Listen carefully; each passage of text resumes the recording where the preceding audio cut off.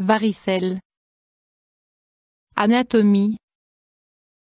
La varicelle est la maladie infantile la plus contagieuse. L'agent pathogène de la varicelle est répandu à travers le monde. La transmission se fait par l'intermédiaire de gouttelettes de salive, de toux ou d'éternuements provenant d'un sujet infecté. L'évolution de la maladie est le plus souvent bénigne. Grâce au vaccin, le nombre d'infections a diminué de façon drastique. Ce vaccin n'est pas disponible sur le marché suisse.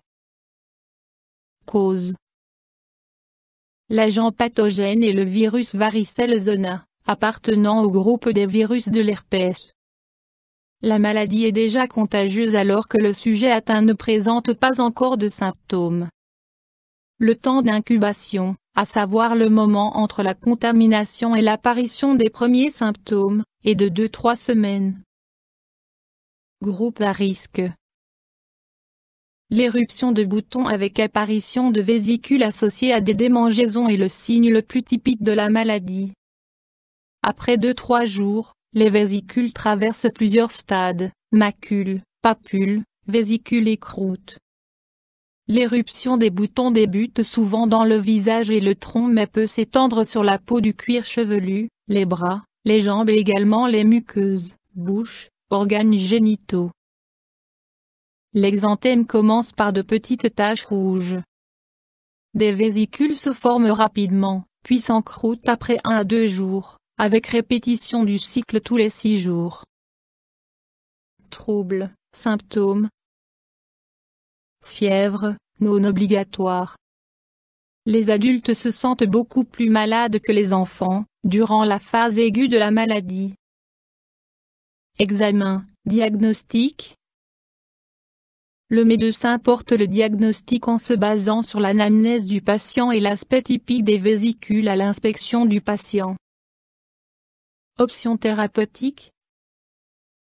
Le traitement vise avant tout à réduire les symptômes associés et consiste en l'administration de médicaments pour apaiser les démangeaisons, atténuer les douleurs et diminuer la fièvre. Dans les cas très graves, la prescription d'un antiviral par le médecin peut être indiquée. Complications possibles. En règle générale, les complications sont rares, la maladie guérit en 7 à 10 jours sans laisser de séquelles. Des réinfections sont parfois observées chez des personnes chez qui la maladie s'est manifestée relativement tôt ou de façon atténuée.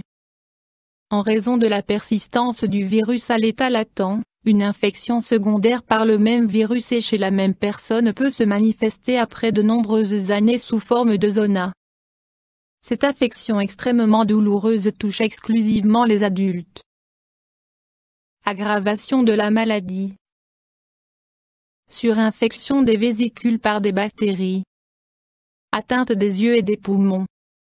Dans des cas très graves, le virus peut affecter de multiples organes comme un cerveau, le cœur et les poumons, en cas d'immunosuppression ou de défense immunitaires affaiblies. Mesures préventives. Éviter le contact avec les sujets atteints. La formation de croûte indique que la maladie n'est plus contagieuse.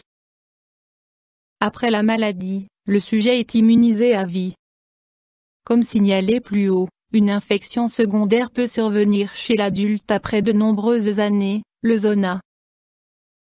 YouTube Dr Alabé.